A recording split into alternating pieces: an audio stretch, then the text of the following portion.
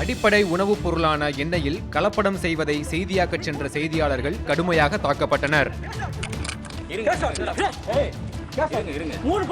திண்டுக்கல் மாவட்டம் நந்தவனம்பட்டியில் சக்தி oil mill என்ற பெயரில் இயங்கி வந்த எண்ணெய் தயாரிக்கும் நிறுவனத்தில் கலப்படம் நடப்பதாக வந்த தகவலை அடுத்து அதனை செய்தியாக்கச் சென்ற மணிமாறன் என்ற பாலிமர் தொலைக்காட்சி நிருபர் மற்றும் ஒளிப்பதிவாளரை ஆயில் மில்லின் உரிமையாளர் சிவானந்தம் உட்பட 3 பேர் கடுமையாக தாக்கியதோடு ஒளிப்பதிவு உபகரணங்களையும் சேதப்படுத்தினர்.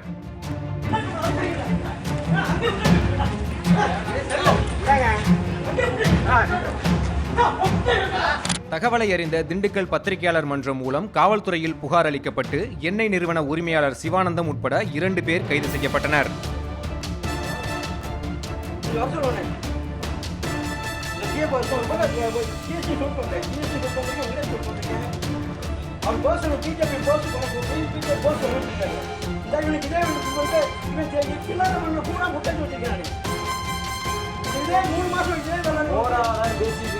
அப்புறம் நாங்களும் மரியாதை தராம எங்களுக்கும் பேச தெரியும். யாரை வேணா கூப்பிடுங்க, நான் உட்காந்து பேசுறோம்னாச்சு. சும்மா உட்காந்துட்டு போட வர கூடாது.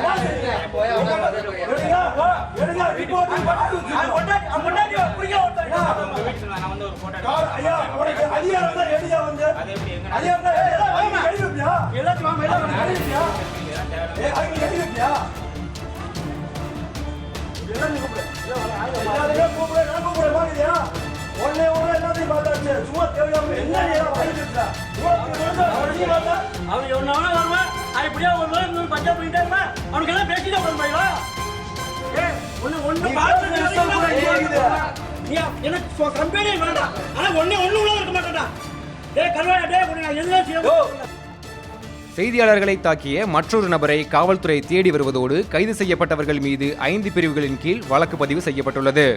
காயமடைந்த செய்தியாளர்கள் திண்டுக்கல் அரசு மருத்துவமனையில் அனுமதிக்கப்பட்டுள்ளனர்.